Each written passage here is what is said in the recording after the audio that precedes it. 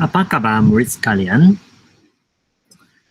Pada hari ini, cikgu akan akan terus menggunakan buku teks untuk mengajar Anda unit 10. Hari ini kita akan masuk ke unit 10.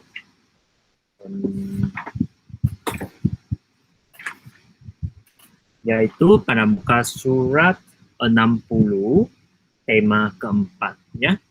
Okey, jadi terlebih dahulu cikgu perlukan murid sekalian untuk mengeluarkan buku teks anda, buku teks bahasa Melayu tahun 3 dan buka ke muka surat 60. Okey, terlebih dahulu kita tengok sajak ini ya. Okey, jadi murid sekalian sila buka buku teks anda ke muka surat 60. Baiklah.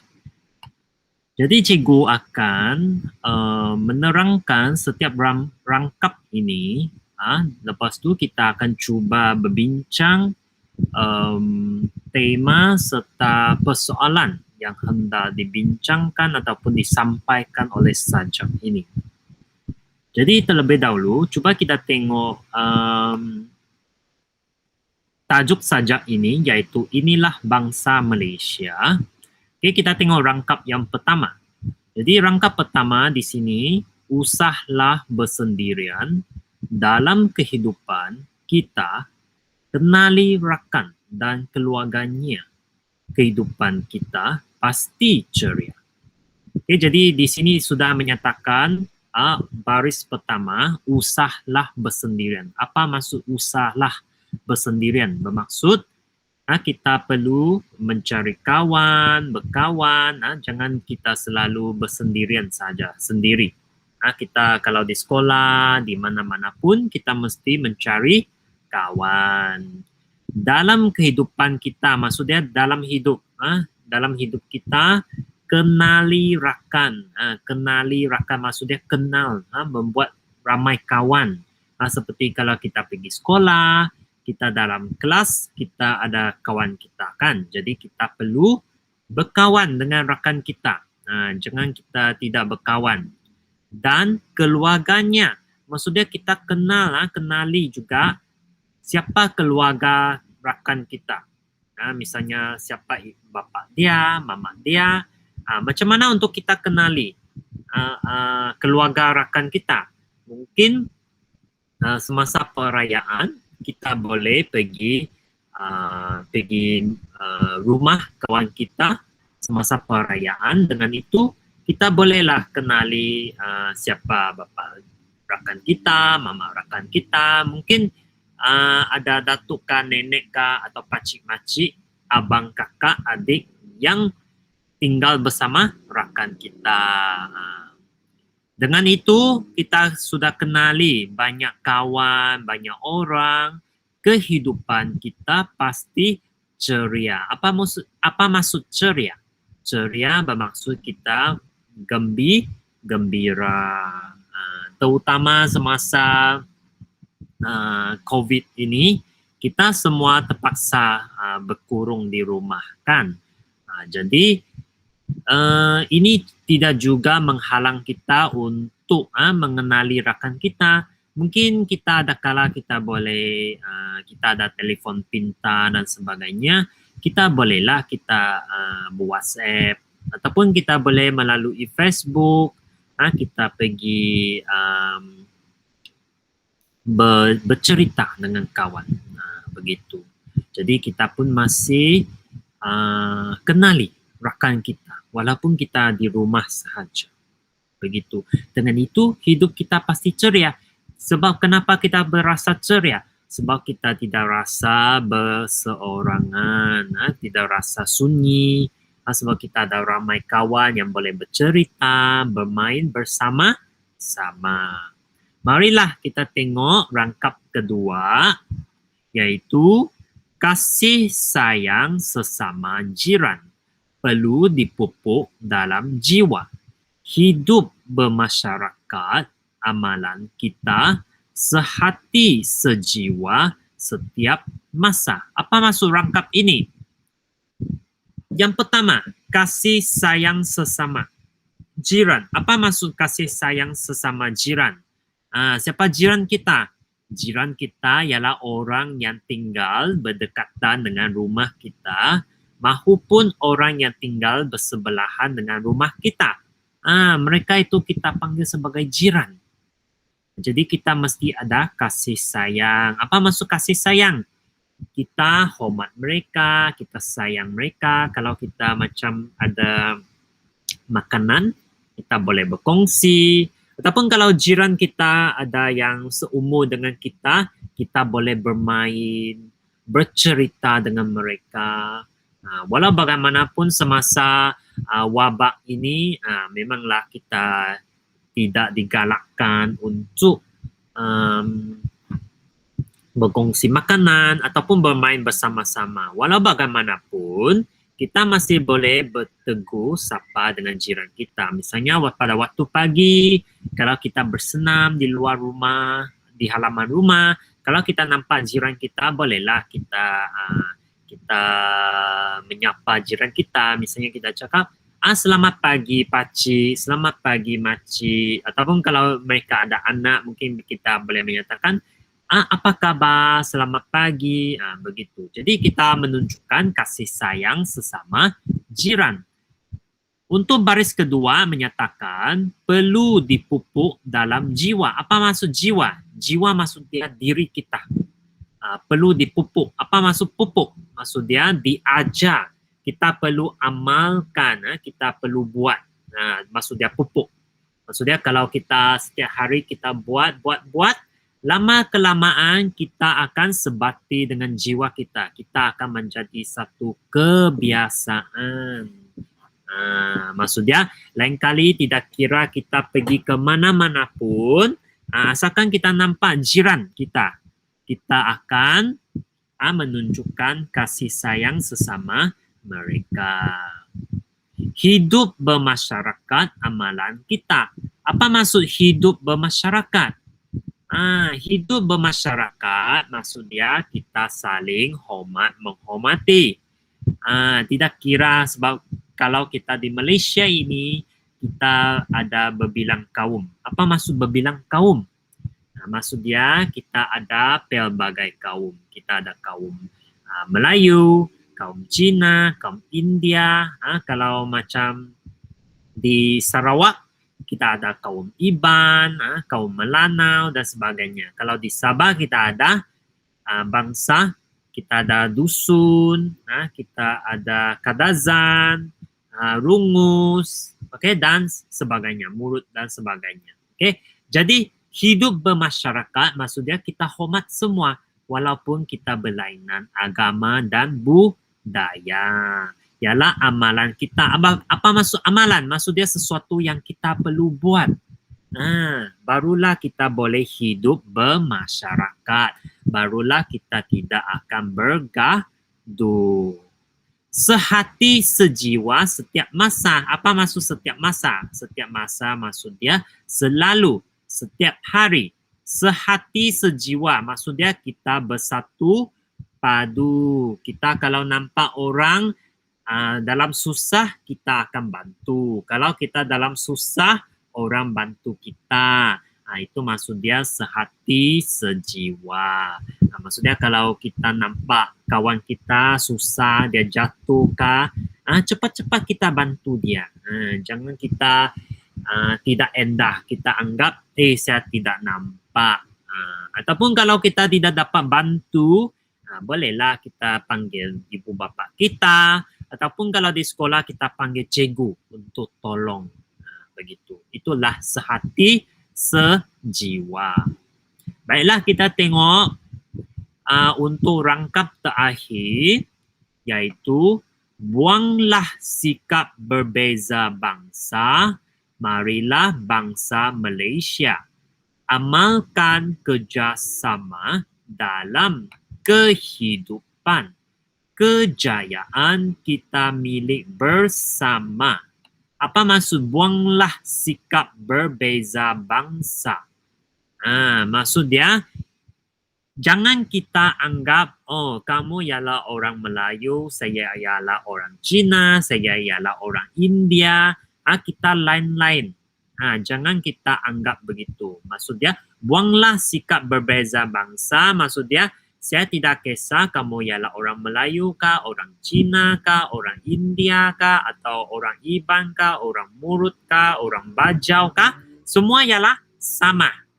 Semua sama. Jadi, marilah bangsa Malaysia. Maksudnya, kita ya semua ialah orang Malaysia. Tidak kira kamu ialah orang Melayu kah, orang India kah, orang Cina kah, dan sebagainya. Kita semua ialah orang Malaysia sebab kita dilahirkan di Malaysia. Dengan itu kita perlu amalkan, maksudnya kita perlu buat. Buat apa? Kita perlu kerjasama. Apa maksud kerjasama? Maksudnya kita saling menolong. Kalau kamu perlu tolong, saya tolong kamu. Kalau saya perlu tolong, kamu akan tolong saya. Kita kerjasama dalam kehidupan, dalam hidup kita. Maksudnya kalau kita nampak orang susah, kita akan bantu. Dengan itu, kejayaan kita milik bersama. Maksudnya kalau kita kerjasama, kita sama-sama akan berjaya. Berjaya. Okey? Jadi, setelah kita sudah habis baca sajak ini, apa yang murid sekalian boleh dapat? Tema dia ialah sehati sejiwa. Maksudnya kita perlu anggap kita semua ialah sama. Jangan kita anggap sebab kita lain agama, lain kaum, lain budaya, jadi kita tidak mau kawan bersama-sama. Kita tidak boleh begitu. Kita mesti kawan bersama-sama. Macam dalam gambar ini. Mereka ada berlainan agama, budaya, tapi mereka semua bersama-sama. Itu tema dia. Jadi untuk yang pertama apa perlu kita buat supaya kita sehati sejiwa? Yang pertama kita perlu ada ramai kawan. Semua kawan. Tidak kira kaum apa. Lain kaum pun boleh. Ramai kawan. Kedua, kita perlu ada kasih sayang dengan jiran kita. Dan ketiga yang perlu kita buat ialah kita perlu bekerjasama dan saling menolong antara satu sama lain. Okey? Baiklah murid sekalian, seterusnya cuba kita tengok muka surat 61 iaitu unit 10 rakan karib. Murid sekalian cuba kamu buka ke muka surat 61. Baiklah, cuba kita tengok dulu ini. Dengar dan berikan respon. Okey, jadi di sini ada menyatakan kenali rakan. Ming Jun dan kawan-kawannya bermain permainan kotak madu. Cikgu Tan memasang muzik. Apabila muzik dihentikan, seorang murid mengambil soalan dan minta Ming Jun menjawabnya. Jadi cuba kita tengok gambar. Jadi ini ialah mungkin di sini ialah Min Jun. Jadi ada 3 orang kawan dia. Jadi ini ialah Cikgu Tan lah. Jadi Cikgu Tan di sini dia akan main muzik. Dan di dalam kotak ini ada soalan. Jadi Cikgu Tan bila dia main muzik, dia main. Bila dia hentikan saja muzik, salah seorang rakan Min Jun ini akan ambil kertas yang ada soalan di sini. Jadi misalnya yang pertama ini kawan yang pertama Min Jun ini dia ambil kertas. Jadi dia tanya, sila beritahu nama kawan baik kamu. Dia tanya Min Jun. Jadi Min Jun jawab, nama kawan baik saya Hanif. Lepas tu kawan yang kedua ambil lagi kertas. Dia tanya, minta kamu ceritakan kebaikan Hanif. Jadi Min Jun cakap, Hanif baik hati, dia akan apa? Kalau seorang yang baik hati, apa dia buat?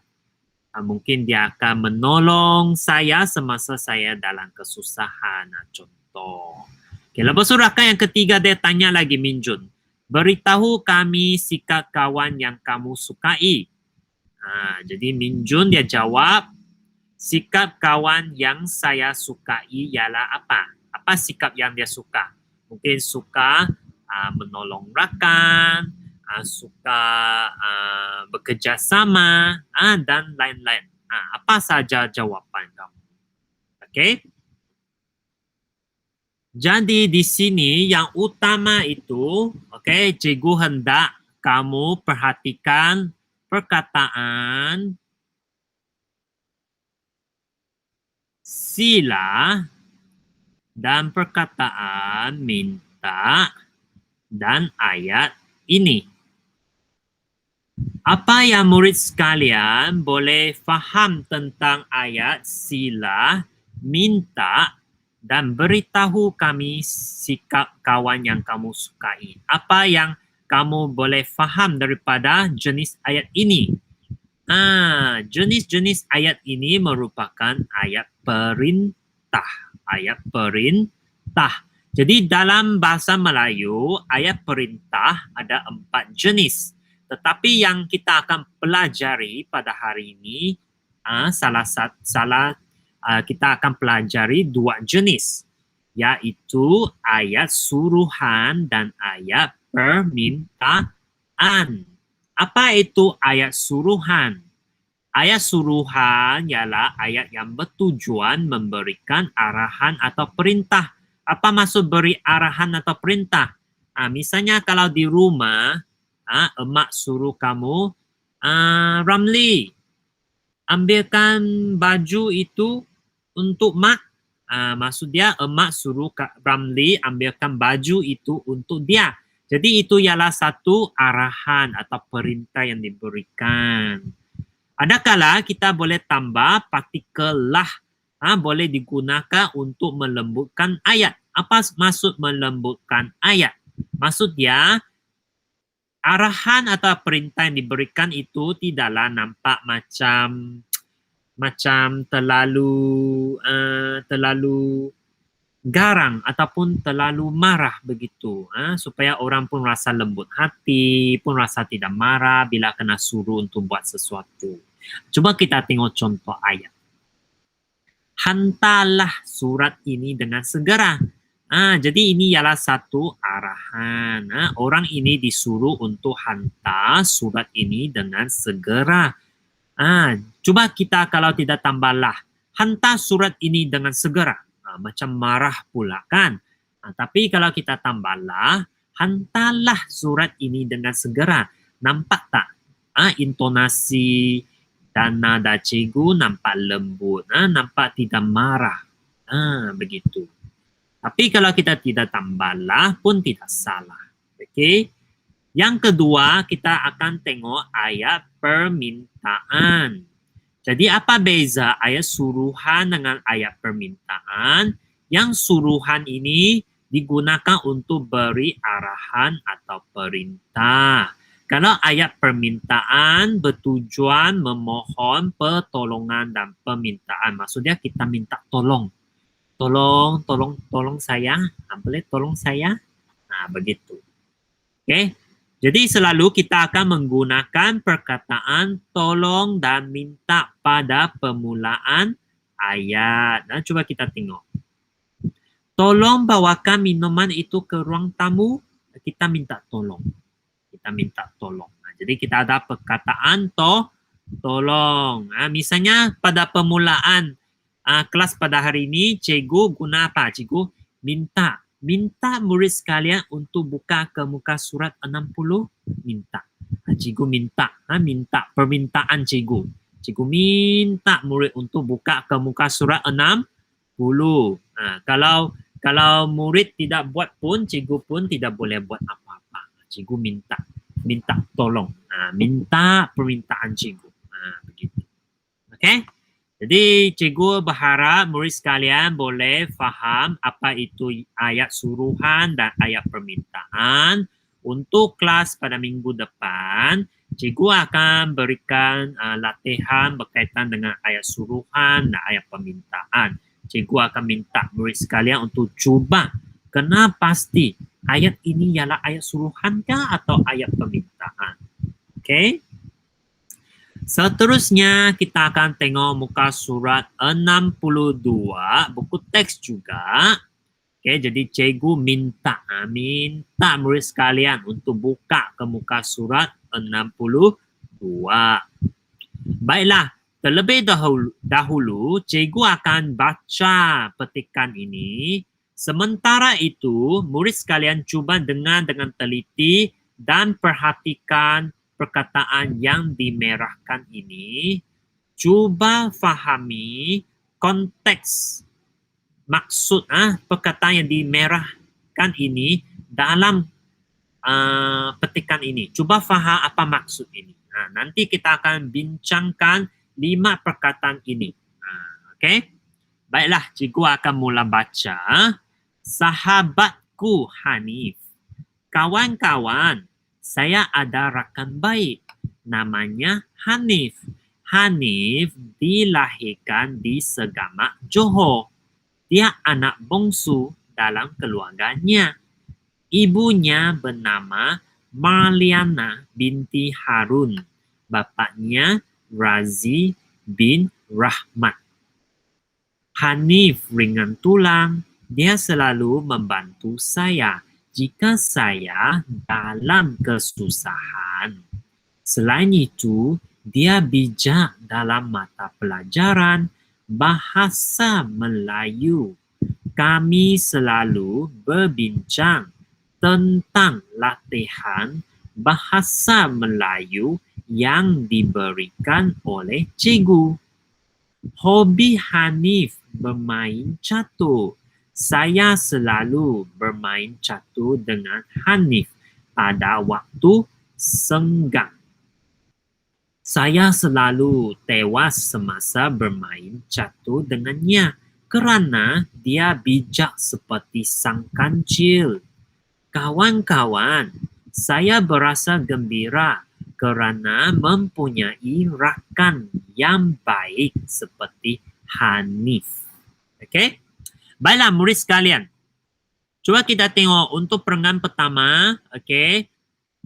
Kawan Hanif ini dia memperkenalkan bahawa dia ada seorang kawan yang baik yang bernama Hanif dan dia menyatakan Hanif dilahirkan di Segamak, Johor. Dia merupakan anak bongsu dalam keluarga dia. Dan apa nama ibunya? Nama ibunya ialah Marliana binti Harun dan nama bapa Hanif ialah Razi bin Rahmat. Lepas tu untuk perenggan kedua dia menyatakan bahawa Hanif ialah seorang yang ringan tulang, maksud dia seorang yang rajin lah. Dia juga selalu suka membantu orang. Dia bantu dia semasa dia dalam kesusahan. Dan Hanif juga seorang yang bijak dalam bahasa Melayu. Dengan itu, dia selalu berbincang tentang latihan bahasa Melayu yang diberikan oleh cikgu dengan Hanif. Sebab Hanif seorang yang pandai dalam bahasa Melayu kan. Lepas tu untuk perenggan ketiga, dia menyatakan tentang apa yang Hanif suka main. Hanif suka main catur. Jadi selalu dia bermain dengan Hanif pada waktu senggang. Walau bagaimanapun, dia selalu tewas dengan Hanif sebab Hanif ini bijak seperti sang kancil. Jadi akhirnya untuk perenggan terakhir dia menyatakan tentang refleksi, tentang perasaan dia. Dia berasa sangat gembira kerana mempunyai kawan yang sangat baik seperti Hanif. Okey?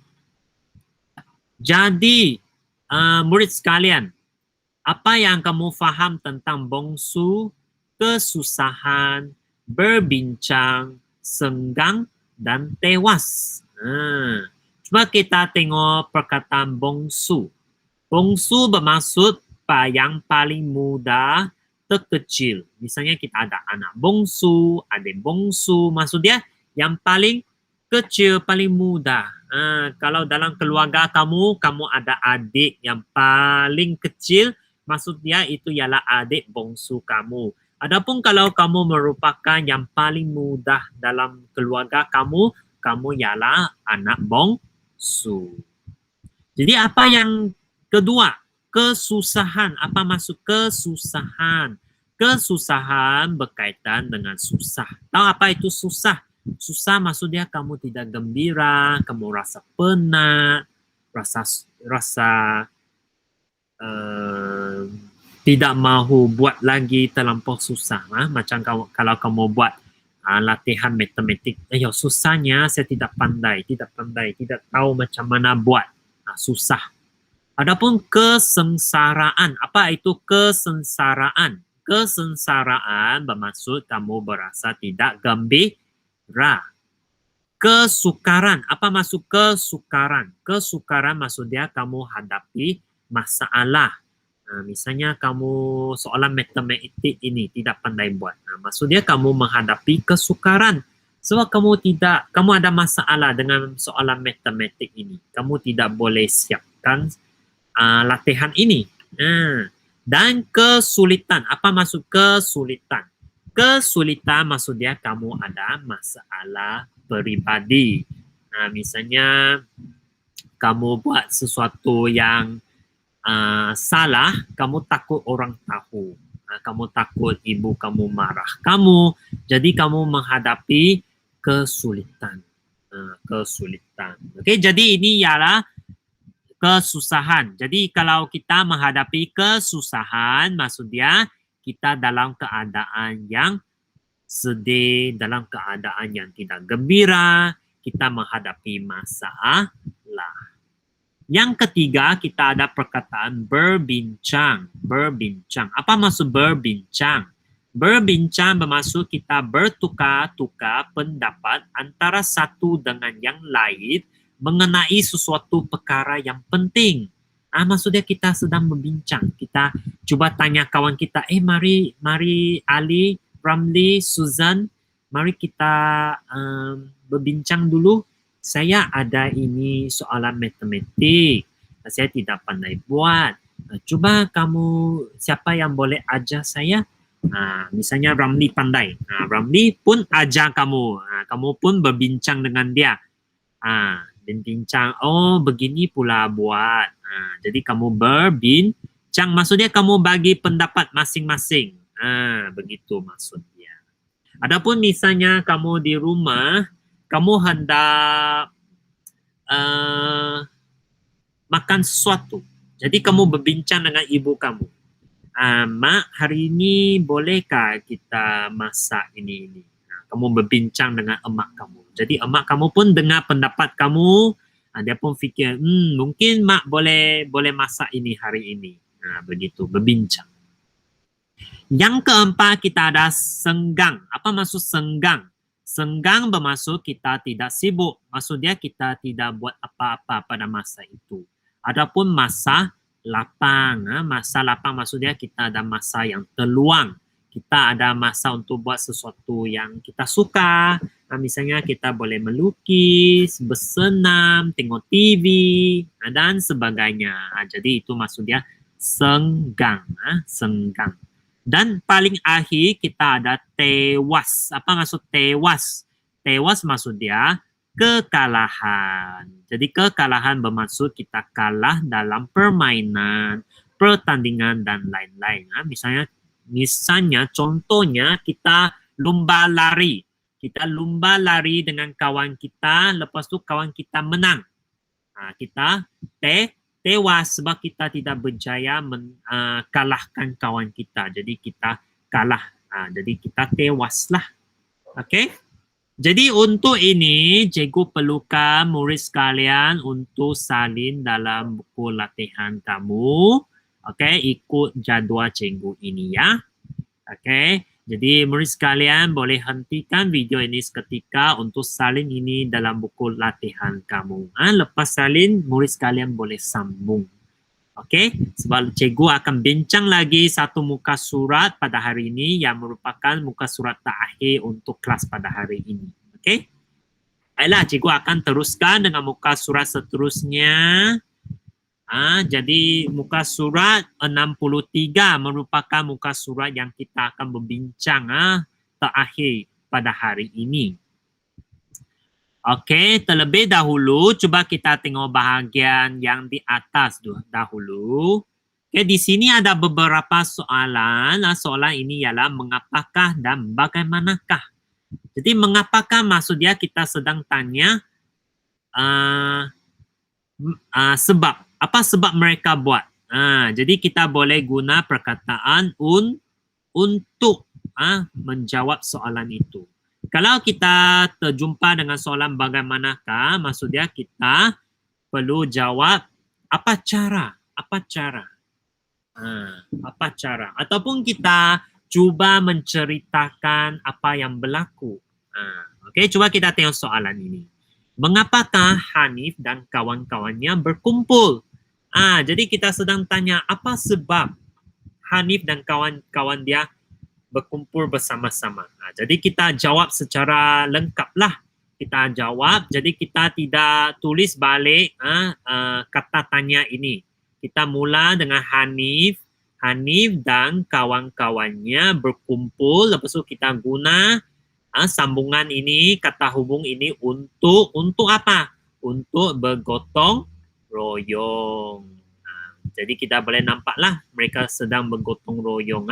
Semua orang diagihkan tugas masing-masing. Kedua, kita boleh jawab juga Hanif dan kawan-kawannya berkumpul untuk apa? Untuk mengagihkan tugas. Mereka kena agihkan tugas. Misalnya ini, dua ini, mereka buat apa? Mereka sedang menanam. Menanam itu bunga di dalam pasu bunga. Kawan ini mungkin dia mengangkat pasu bunga itu. Dia letak di sini. Lepas itu dua rakan ini akan cuba menanam ke dalam pasu bunga yang baru mungkin. Lepas itu dua kawan ini mereka buat apa? Mereka sedang menyusun pasu bunga dengan cantik. Begitu. Jadi mereka agihkan tugas lah. Jadi bagaimanakah suasana di tempat itu? Cuba kawan murid sekalian, cuba tengok apa suasana ini. Jadi suasana itu kita nampak sangat tenang. Dan lepas mereka sudah susun, tanam bunga dan sebagainya, suasana di tempat itu sangat indah dan cantik. Indah dan cantik. Okay, baiklah kita coba tengok bahagian seterusnya. Jadi dia tanya balik soalan itu. Mengapakah mereka menghias laman itu? Menghias. Kenapa mereka perlu hias? Jadi kita jawab secara penuh. Mereka menghias laman itu untuk mencantikkan kawasan sekolah. Mereka hendak buat kawasan sekolah ini lebih cantik, lebih indah lagi. Begitu. Yang kedua kita boleh jawab, mereka menghias laman itu untuk apa? Untuk memupuk semangat kerjasama. Maksud dia, bila rakan semua mereka buat, mereka hias laman ini, secara tidak langsung mereka belajar untuk bekerja sama dengan antara satu sama lain tanpa mengira kaum dan agama. Semua orang saling bantu, saling membantu. Jadi mereka pun belajarlah, oh kita perlu bekerja sama. Untuk yang soalan kedua, bagaimanakah mereka menghias laman itu? Bagaimana? Cuba tengok. Jadi mereka menghias laman itu dengan apa cara? Dengan saling membantu. Mereka membantu. Sebab ramai yang datang ke sini untuk buat kerja kan, bukan satu orang sahaja. Dan mereka juga mengagihkan tugas kepada setiap murid. Setiap orang di sini ada tugas dia. Misalnya dua orang ini sedang menanam bunga. Yang ini dia mengangkat pasu bunga dari tempat yang jauh ke laman ini. Dua orang murid ini mereka sedang apa? Sedang memasang itu papan tanda yang menyatakan bahawa ini ialah laman perpaduan SJKC Taman Indah. Okey.